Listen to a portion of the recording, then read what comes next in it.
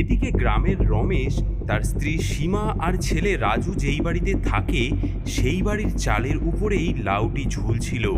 তারা কিছুই জানতো না যে একদল অবাঞ্ছিত অতিথি তাদের বাড়িতে বসবাস শুরু করেছে। আহ, কি আরাম গো! এই শ্বাসের বিছানা তো একদম তুলোর গদির চেয়েও নরম।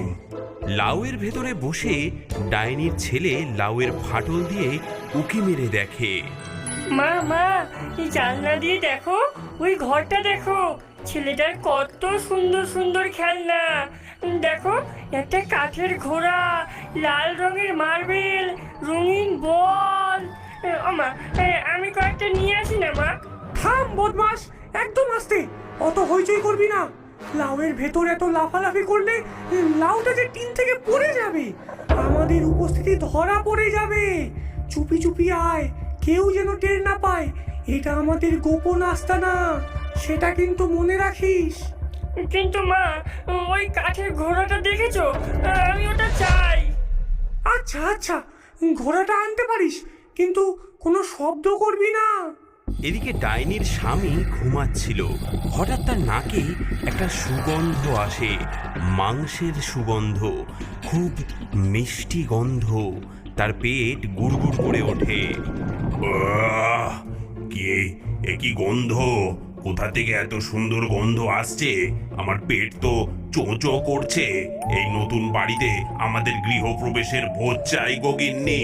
এতদিন পর ভালো একটা আস্তানা পেলাম, এখন পেট ভরে খাওয়া দরকার। গিন্নি, তুমি বাড়ির রান্নাঘর থেকে কিছু ভালো ভালো খাবার নিয়ে এসো গিয়ে। কিছু মাংস টাংস নিয়ে এলে ভালো হয়। ঠিক আছে, আমি রান্নাঘরে যাব, এক্ষুনি যাব। এবার থেকে আর আমাদের খাবারের অভাব হবে না। ডাইনি জানলার সামনে দাঁড়িয়ে হাত লম্বা করে রান্নাঘরের দিকে হাত নিয়ে যায়। রান্নাঘরে খাবার আছে। ফ্রিজে দুধও আছে।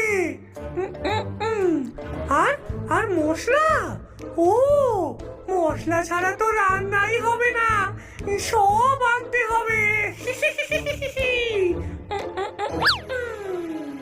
ঠিক তখনই ডাইনির ছেলে চুপি চুপি রাজুর ঘরে ঢুকে পড়ল এবং রাজুর প্রিয় কাঠের ঘোড়া, কিছু মার্বেল এবং একটা বল সে চুরি করে নিল।